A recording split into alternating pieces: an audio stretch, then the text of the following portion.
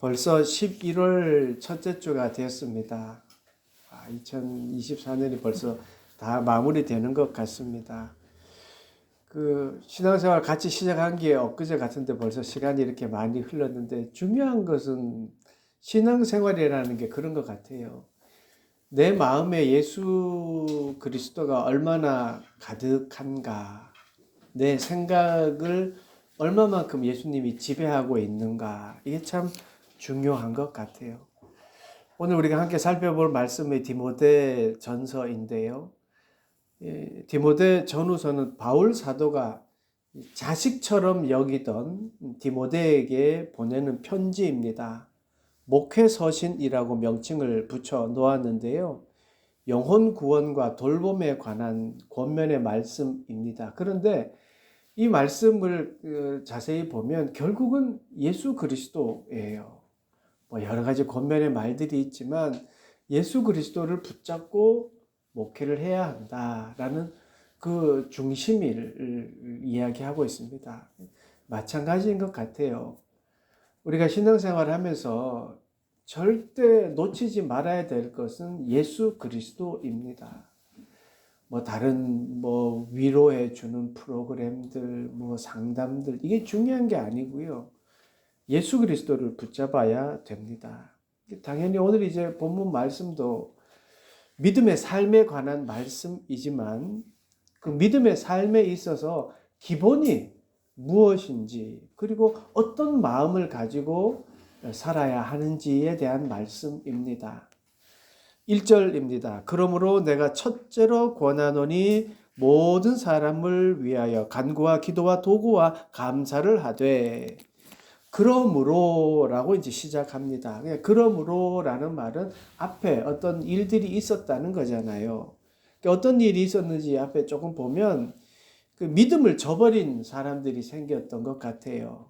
교회 공동체에 성경에서는 착한 양심을 버린이라고 되어 있잖아요. 믿음과 착한 양심을 버린 후메네오와 알렉산더라는 사람이 이 교회를 뒤숭숭하게 만들었던 것 같습니다.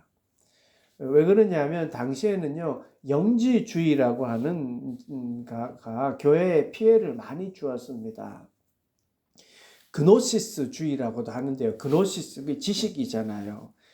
지식으로, 이 사람들은 지식으로 열등한 물질 세계를 열등하게 봤어요. 그래서 지식으로 그 열등한 세계를 벗어나야 된다고 해서 인식하는 걸 굉장히 중요했어요. 지식으로 이 저급한 물질 세계를 깨어나와서 어떤 빛의 어떤 그노시스의 존재를 따라가는 것, 이게 영지주의입니다. 그러니까 쉽게 말해서 물질적인 육체는 죄의 근원이고, 그런 현세에서 벗어나서 현세에는 관심을 두지 말고 살아야 된다라고 해서 그 현실의 어떤 책임적인 삶을 그냥 무시하면서 살았어요. 기본적인 책임도 하지 않았어요. 그래서 극단적인 금욕주의를 사는 사람이 있는가 하면, 혹은 율법에서 규제한 모든 규정들을 이제 필요 없다, 그런 거 필요 없다라고 하면서 방종하며 사는 사람들이 있었다는 것이죠.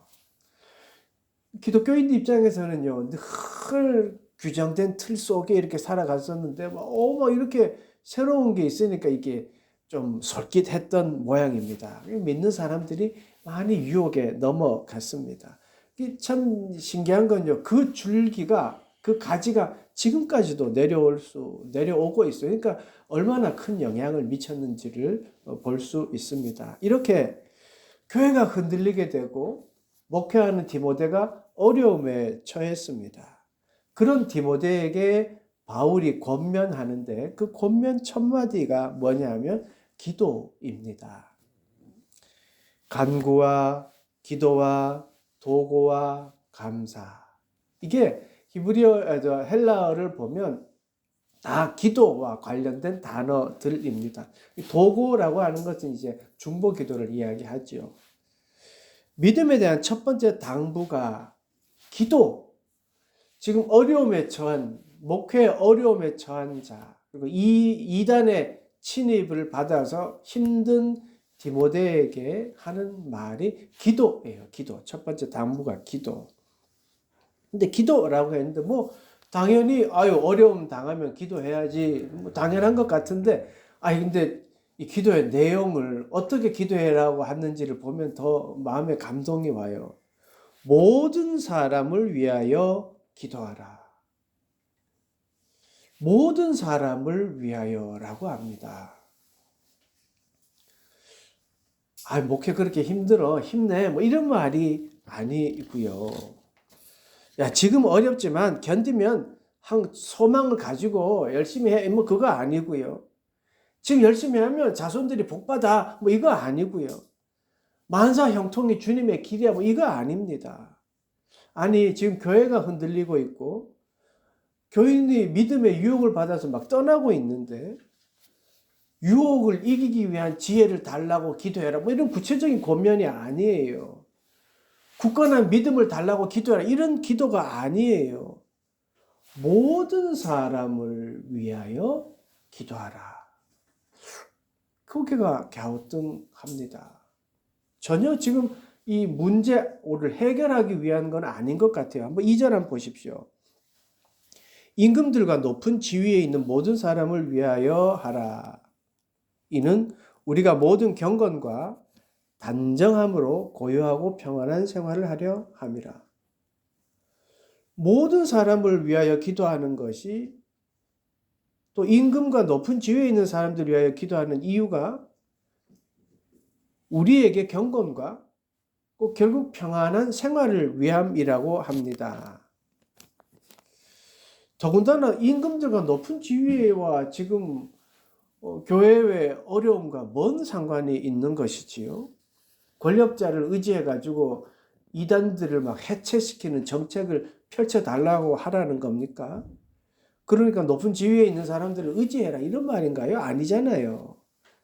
이 말은 뭐 권력자들을 잘 대우해서 정치적인 이득을 보자, 이런 목적이 아닙니다. 왕들과 높은 지위에 있는 자들을 위하여 기도하라는 이유는요, 권력의 머리를 숙이라는 것이 아니라 그들이 잘해야 신앙생활을 잘 할 수 있고 복음을 편안하게 전할 수 있다라는 이 전제된 게 있는 거예요. 그러니까 이 바울은요, 마음속에 예수 그리스도가 가득해요. 그러니까 예수 그리스도를 전하고 이 예수 그리스도를 올바로 믿게 만들어 모든 사람이 구원하는 거가 관심이 있는 거예요.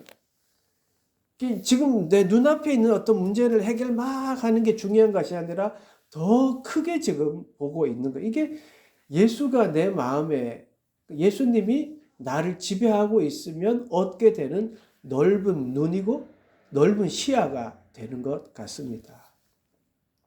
3절과 4절을 보면 왜 이렇게 말하는지를 이제 구체적으로 말씀을 이해가 됩니다. 3절, 4절 보십시오.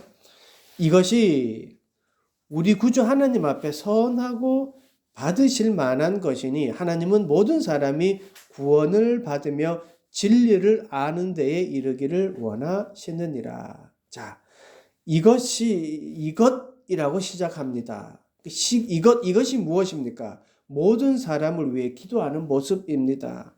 하나님께서는 모든 사람이 다 구원을 얻고 진리를 알게 되는 것을 원하시는 거예요. 그러니까 바울은 지금 문제에 맞닥뜨려서 문제에 빠져 있는 것이 아니라 하나님의 마음을 가지고 그 문제를 보고 있는 거예요. 모든 사람이 잘 사는 것, 이게 하나님의 원래 뜻이잖아요. 하나님이 모든 사람이 잘 사는 걸 원하시니까 독생자를 이 땅에 보내주셨습니다. 하나님께서 보시기에 좋은 일이고 기쁘게 받으실 일이 모든 사람이 구원받는 거기 때문에 모든 사람을 위해 기도하라고 하시는 겁니다.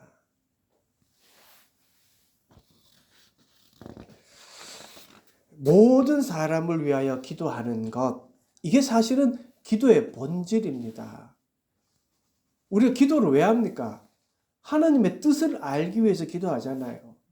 하나님이 나를 부르셨고 이 세상에서 나를 어떻게 사용하시고 내가 이 세상에서 어떻게 살아가야 할지를 깨닫고, 그리고 하나님의 그 깨달음에 잘 살기 위해 기도하는 거잖아요. 부자 되게 해주십시오, 이게 목적이 아니잖아요. 어찌됐든 하나님이 온 세상의 구원을 위하여 또 그것을 원하고 있다면 내가 기도하는 것은 그 하나님의 뜻을 이루어가는 거잖아요. 그래서 하나님이 독생자를 이 땅에 보내주셨습니다. 모든 사람, 그래서 우리가 모든 사람을 위하여 기도해야 하는 것이죠. 그러니까 우리가 물론 기도할 때 내가 원하고 내가 바라는 것 주님께 구할 수 있죠. 그런데 그보다 더 큰 근본적인 본질은 내가 알고 있어야 된다는 거죠. 하나님의 뜻을 알기 위하여, 하나님의 마음을 알기 위하여 기도한다는 것 말입니다. 그리고 모든 사람을 위하여 기도하라라고 할 때 이 모든 사람 속에는요, 내가 기도하고 싶지 않은 사람도 포함되는 거예요.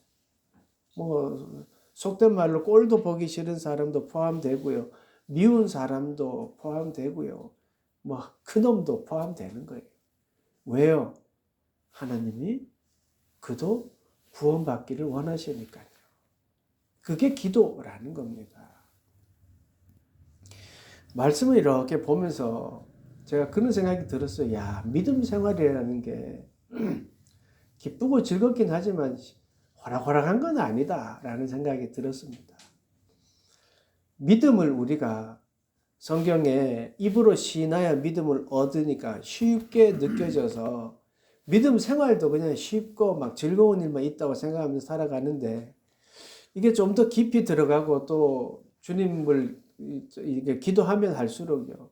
신앙생활이 어떻게 보면요. 힘든 거예요. 왜냐하면 그 싫은 사람을 위해서도 원수도 사랑해야 되잖아요. 쉽게 말해서. 힘든 것 같아요. 그렇지만 성령 하나님이 함께 하시니까 그 마음을 치유해 주시고 또 왜 그런지를 깨닫게 해 주시니까 그 힘을 없어서 살아가는 것이지요. 우리의 기도가 이제 어떤 내가 잘 살고 내 교회가 잘 되고 내 나라가 잘 되고가 아니라 넓게 세상 모든 사람을 위하여 기도하는 기도가 되기를 원합니다. 모든 사람을 위하여 기도할 때요. 이 기도의 신비라는 게 그렇습니다.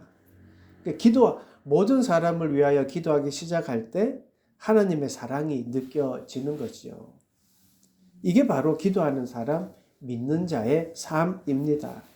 그걸 이제 5절, 6절에서 이야기를 해요. 5절, 6절. 하나님은 한 분이시요. 또 하나님과 사람 사이의 중보자도 한 분이시니 곧 사람이신 그리스도 예수라. 그가 모든 사람을 위하여 자기를 대속물로 주셨으니 기약이 이르러 주신 증거니라. 아멘. 여러분, 기도라는 것이요. 제가 아까 하나님의 마음을 알고 모든 사람을 위하여 기도하는 것이 기도의 본질이다라고 했을 때 말씀드렸는데 왜 그러냐면요. 정말 하나님 앞에 올바른 기도를 드리면 예수 그리스도만 남게 돼 있어요. 왜냐하면 예수를 생각하는 거가 이제 기도잖아요. 예수님의 힘을 입어서 내가 잘 살고 싶습니다. 이게 기도잖아요. 뭐 우리 간구를 하는 것도 그게 기도잖아요. 그래서 예수님이 기도를 돕고 있는 것이죠. 제가 사막의 수도사들, 1세기의 사막의 수도사들의 책을 읽고 참 신학교 때 마음에 감동을 입었었는데요. 사막의 수도사들이요, 그 전갈이 있고 뱀이 있는 사막으로 막 들어갔어요. 뭐 하러 들어갔냐 하면요, 기도하러 들어갔어요. 무슨 기도를 했냐 하면 하나님에 대한 갈급함 때문에 그 하나님께 집중하기 위해서 그냥 거기 들어가는 거예요. 뭐 굶어 죽는 사람도 있었고요. 뭐 정갈에, 뭐 추위에, 뭐 그런 걸 견디면서 기도해요. 그 주님만 생각하는 게 목적이었습니다. 근데 참 신기한 게 어떤 일이 일어나냐면, 야, 저 사막에, 기도하는 사람이 있어. 그러니까 사람들이 몰려들어요. 영적으로 뭐 아주 깊은 사람이 있어. 그러니까 막 사람이 그 사람들에게 막 몰려드는 거예요. 이 사람은 또 나는 기도하러 모였는데, 기도하러 여기 사람 없는 곳에 왔는데, 그 모습을 보고 사람들이 모이니까 이 사람은 또 도망을 가서 더 깊은 데로 가면 또 거기로 깊은 데로 또 사람들이 몰려드는 거예요. 그래서 어쩔 수 없이 그럼 같이 기도합시다 라고 한 게 수도원의 탄생이에요. 기도라는 것이요, 여러분, 수도원이라는 것이 뭐 한 사람의 위대한 어떤 설교자가 혹은 뭐 위대한 성경을 해석하는 자가 막 그 사람을 끌어 모아서 만들어진 게 아니라는 것이죠. 기도하려고 그냥 하나님 앞에 내가 올바로 기도하겠다. 에레모스를 찾아서 그냥 그렇게 모였는데, 그냥 나는 거기 갔는데 거기에 따라 사람들이 모여들게 되는 거예요. 이게 뭐냐면요, 이게 예수 그리스도로 열매를 맺는다는 겁니다. 많은 것을 내가 막 구하고 요구하고 하는 게 기도할 수 있죠. 그 틀린 건 아닙니다. 근데 그렇게 했는데 열매가 예수 그리스도가 아닌 경우가 많으니까 문제라는 겁니다. 우리가 뭘 이루기 위한 기도, 또 내 교회에게 뭐 이렇게 저렇게 하나님 도와주십시오, 이렇게 기도합니다. 그런데 그 최후의 열매가 예수인지는 우리가 잘 살펴봐야 되는 거예요. 만약에 그것이 그 기도하는 이거 주십시오, 이거 도와주십시오 하는 최후의 열매가 나의 어떤 자아 실현이라면 그건 기도가 아닌 것이죠. 하나님을 이용한 것이지요.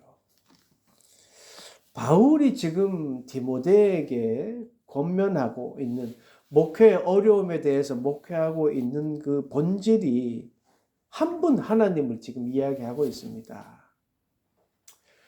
지금 떠난 사람 생각하는데 그 참 마음 아프지, 좀 찾아가 봐, 이런 거 하는 게 아니에요. 영주주의가 지금 침범하니까 영주주의의 대비책에 대해서 지금 가르쳐, 그게 아니에요.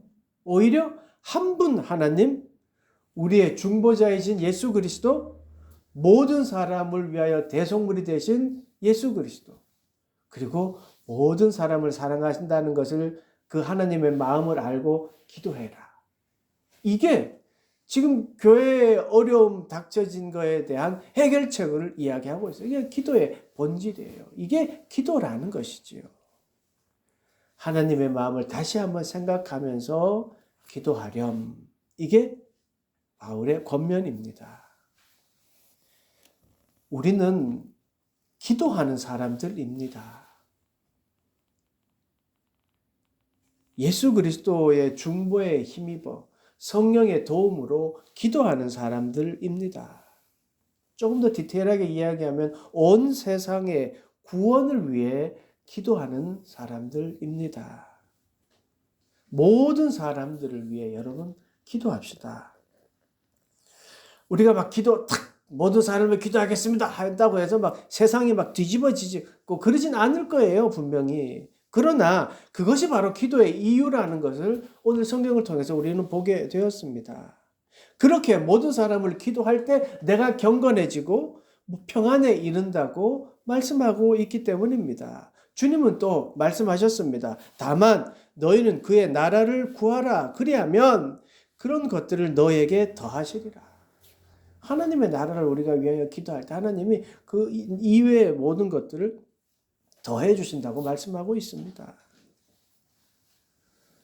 사랑하는 여러분, 우리가 구할 건 많지만 먼저 오늘 성경에서 배운 것처럼 온 세상을 위해 기도합시다. 모든 사람의 구원을 위하여 기도합시다.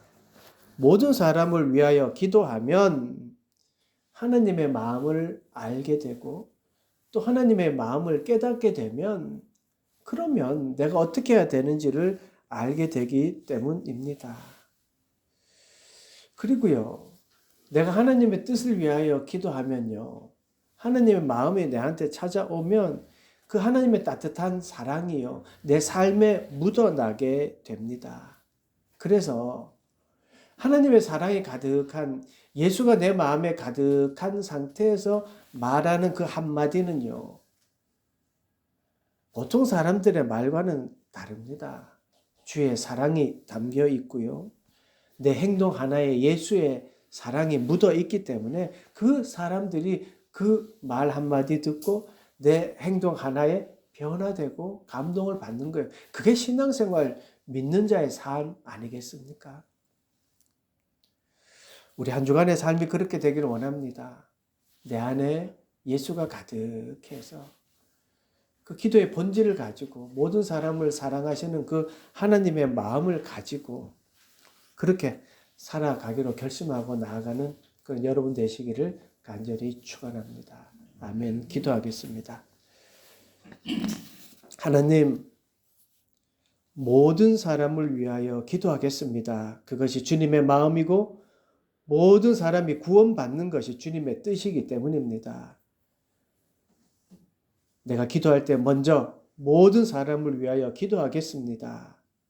주님께서도 우리의 삶을 책임지시고 복내려 주시옵소서. 주님, 늘 그늘지고 어려운 이웃을 돌볼 수 있는 그런 경제적 여유와 마음의 여유를 허락하여 주시고 바쁜 일상 속에 살아가지만 기도의 시간을 소중하게 여기며 살아가도록 도와주시옵소서. 질병과 싸우고 있는 모든 이들에게 용기와 치유의 능력을 비춰 주시옵시고 의료진의 또 속에 함께하여 주셔서 잘 치료하도록 도와주시옵소서. 우리가 기도하는 자립 청소년들을 주님 기억하여 주시옵소서. 예수님의 이름으로 기도드리옵나이다. 아멘.